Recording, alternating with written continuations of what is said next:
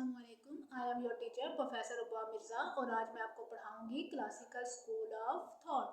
Classical school of thought के जो founder थे वो एडम स्मिथ थे। उन्होंने अपनी बुक लिखी वेल्थ ऑफ नेशन, जिसमें उन्होंने इकोनॉमिक्स को पॉलिटिकल साइंस से एक अलग सब्जेक्ट करार दिया।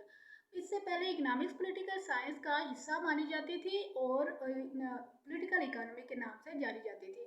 एडम स्मिथ ने ना सिर्फ इकोनॉमिक्स को पॉलिटिकल साइंस से अलग हिस्सा करार दिया, बल्कि उसको एक आर्गूमेंट के तौर पर डिफाइन किया। किस पर? प्रोडक्शन ऑफ वेल्थ के ऊपर, कंजप्शन ऑफ वेल्थ के ऊपर, डिस्ट्रीब्यूशन ऑफ वेल्थ के ऊपर और एक्सचेंज ऑफ वेल्थ के ऊपर।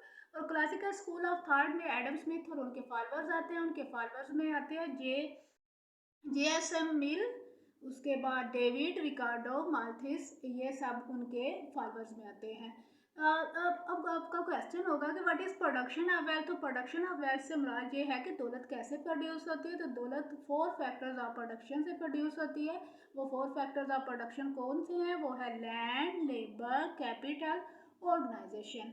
ये 4 फैक्टर्स ऑफ प्रोडक्शन जब मिलते हैं तो दौलत मिलकर प्रोड्यूस करते हैं। उसके बाद क्या? What is consumption of wealth, के दौलत कैसे कंज्यूम की जाती है। तो कंज्यूमर दौलत को इस तरह से कंज्यूम करता है कि उसकी यूटिलिटी जो है वो मैक्सिमाइज हो जाए। उसके बाद है what is distribution of wealth. तो डिस्ट्रीब्यूशन ऑफ वेल्थ से मुराद ये है कि दौलत कैसे डिवाइड होती है। तो जनाब, दौलत उन्हीं 4 फैक्टर्स ऑफ प्रोडक्शन में डिवाइड हो जाती है जिनसे वो पैदा होती है। For example, rent of land में, वेजेस ऑफ लेबर में, इंटरेस्ट ऑफ कैपिटल में एंड प्रॉफिट ऑफ ऑर्गेनाइजेशन में। फिर उसके बाद के what is meaning of exchange of wealth. तो एक्सचेंज ऑफ वेल्थ से मुराद ये कि कैसे दौलत एक आदमी के हाथ से दूसरे आदमी के हाथ में जाती है या फिर कैसे वो एक कंट्री से दूसरे कंट्री में जाती है। तो ये तो था क्लासिकल स्कूल ऑफ थॉट के। क्लासिकल स्कूल ऑफ थॉट वालों ने इकोनॉमिक्स को आर्गूमेंट करार दिया किसके ऊपर? Production of wealth, consumption of wealth, distribution of wealth और एक्सचेंज ऑफ वेल्थ पर। और इन्होंने क्या करार दिया? इकोनॉमिक्स को साइंस ऑफ वेल्थ करार दिया।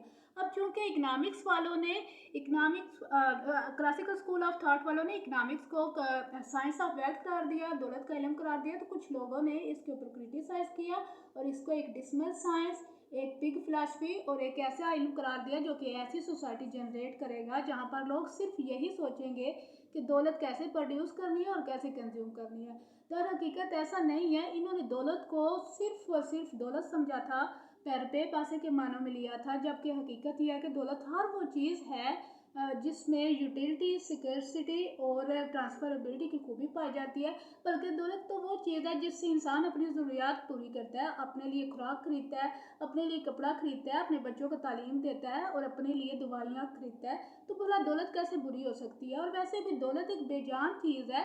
इसका इस्तेमाल तो डिपेंड करता है उस शख्स पर जिसके पास वो दौलत है। अब वो शख्स अगर इसका सही इस्तेमाल करेगा तो वो सही करार दे जाएगी और वो गलत इस्तेमाल करेगा तो गलत होगा। दौलत रखने वाला अब चाहे इससे हॉस्पिटल बनाए जो लोगों को ज़िंदगी देता है, अब चाहे इससे नाइट क्लब बनाए जो लोगों को याशी की तरफ राग़िब करता है। तो ये तो था जी ब्रीफ सा इंट्रोडक्शन किसका? क्लासिकल स्कूल ऑफ थॉट का। आई होप कि आपको लेक्चर पसंद आया होगा। अगर अपनी दुआ में याद रखिएगा। अल्लाह हाफिज़।